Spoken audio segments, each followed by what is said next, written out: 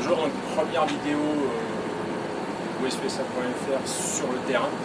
Pour ceux qui l'auraient reconnu, Chéri, tu peux filmer, on est au prospecteur PIN à Escalante. Donc le thème de cette vidéo, c'est le véhicule de location. Donc, là, je m'adresse principalement à ceux qui veulent explorer un peu plus que les routes pavées, donc aller un petit peu sur les pistes en dehors des sentiers battus. On ne va pas se le cacher, depuis maintenant une bonne quinzaine d'années, il est de plus en plus compliqué de trouver des bons véhicules sur les parcs des loueurs. Les SUV vont laisser petit à petit la place aux crossovers qui ont moins bonne garde au sol, qui sont rarement de vrais 4x4, qui sont plus des all-wheel drive.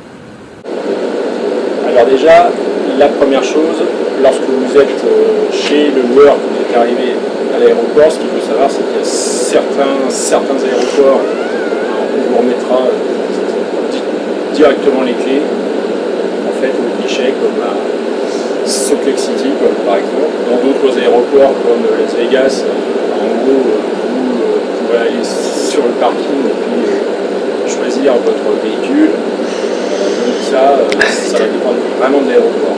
Alors les critères de choix des véhicules. Alors déjà, pour ceux qui veulent dormir dans leur véhicule, la première chose à faire, c'est de rabattre les sièges et de voir si vous avez un fond plat.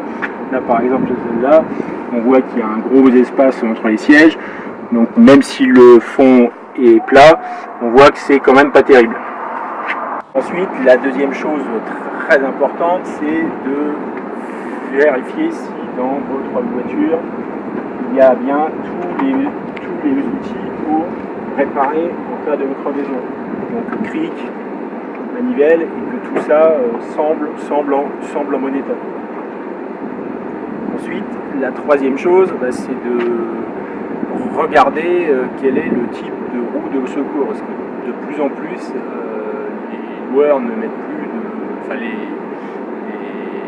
constructeurs automobiles mettent de moins en moins de vraies roues de secours sur les véhicules. Alors, autant si vous louez par exemple un full size SUV, vous êtes quasiment assuré d'avoir une vraie roue de secours, mais par contre plus vous descendrez dans la hiérarchie, donc standard SUV ou mid-size SUV, moins vous êtes rassuré d'avoir une roue de secours. L'idéal, c'est une roue de secours comme ça qui est à l'extérieur du véhicule, parce qu'en cas de crevaison, ce sera beaucoup plus pratique et vous ne serez pas obligé de vider votre coffre. Ensuite, soit vous avez une vraie roue de secours comme ça qui est dans le coffre, qui est dans un berceau sous la voiture.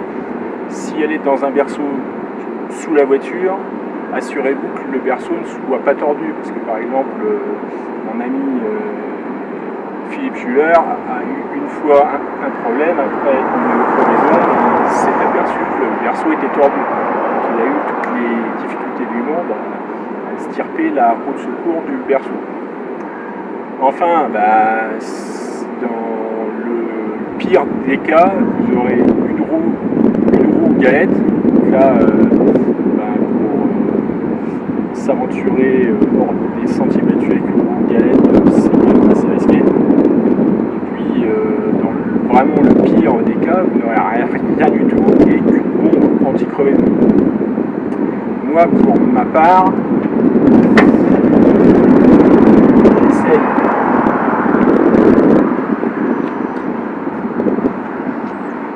j'essaye toujours d'acheter au moins un petit compresseur au cas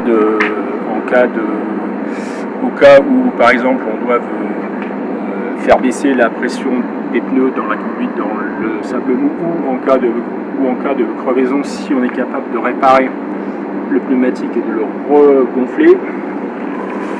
Ensuite, j'achète en général une bombe anti-crevaison. Donc ça marche uniquement pour les crevaisons où pneu n'est pas déchiré. Et puis enfin,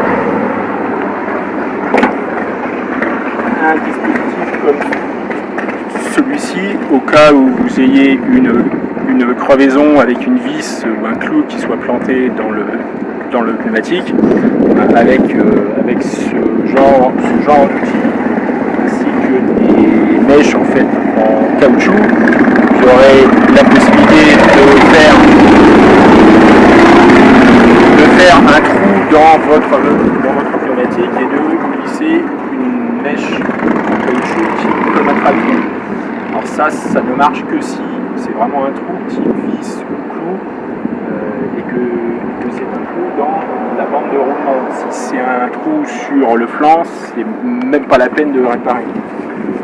Là par exemple, on voit hier que j'ai eu une crevaison, mais malheureusement ça n'est pas un simple trou et la mèche en fait ne colmate pas et je n'ai pas été en mesure de réparer le pneumatique. Enfin, chose très importante, là, c'est les capacités un peu de franchissement ou de capacité de votre voiture sur des routes qui peuvent être très eucalypteuses, voire pire avec du ski propre. Donc là, la chose importante, plus l'angle d'attaque et l'angle de fuite de votre véhicule, à savoir l'angle que va faire la roue avec votre pare-choc sera élevé, plus les capacités du véhicule en franchissement seront bonnes. Là par exemple sur ce type de véhicule, on peut voir que les quatre roues sont repoussées un peu aux quatre coins du véhicule, donc très peu de porte-à-faux avant, très peu de porte-à-faux arrière. Ça, ce genre de véhicule est idéal en termes de franchissement. Par contre, si vous avez un véhicule qui a un gros porte-à-faux avant avec un pare-choc assez bas, là, à la moindre marche à franchir, la voiture va battre en retraite. Et puis, bien évidemment, en dehors de cet aspect d'angle de fuite et d'angle d'attaque, c'est la garde au sol et le débattement des suspensions. Il est important. Là, ici, on peut voir que ce véhicule-là a une très bonne garde au sol et un bon débattement en termes de suspension. Et enfin, en termes de transmission, vous vérifiez à l'intérieur du véhicule si c'est une vraie 4 roues motrices avec simple pont ou double pont. En gros, vous avez soit des véhicules qui sont uniquement 2 roues motrices, donc ceux-là, il faut essayer de les fuir au maximum, soit ce sont des véhicules que l'on qualifie de all-wheel drive. Ce sont des véhicules qui vont commuter électroniquement en 4 roues motrices, mais vous pourrez agir sur bien tout. Soit, comme ce véhicule-là, vous avez en fait ici un second levier de vitesse pour actionner, pour commuter de 2 roues motrices en 4 roues motrices en boîte longue, et également un double rapport de pont pour actionner une boîte courte. La boîte courte étant essentiellement utilisée pour le franchissement.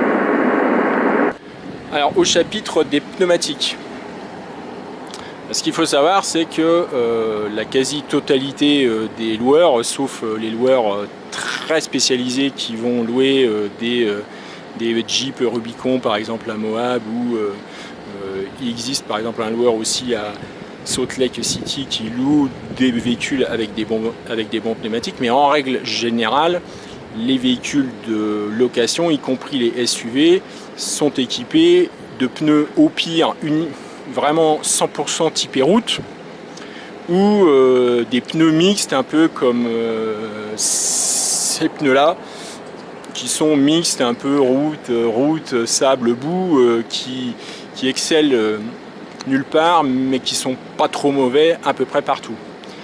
Mais chose importante, c'est qu'en général, tous ces pneumatiques-là n'ont que 2 ou 3 nappes sur la bande de roulement, donc ne sont pas très costauds pour la caillasse. Alors que les pneus qui sont en général utilisés chez les loueurs spécialisés n'ont pas 2 ou 3 nappes, mais peuvent aller jusqu'à 10 nappes. Et ils sont beaucoup plus costauds et ils sont beaucoup plus durs à crever.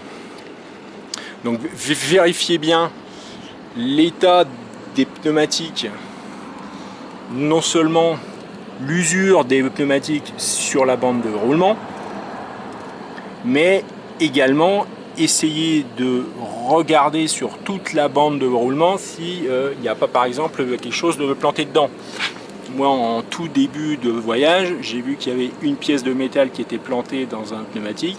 Donc j'ai dû retourner à l'aéroport pour échanger le véhicule.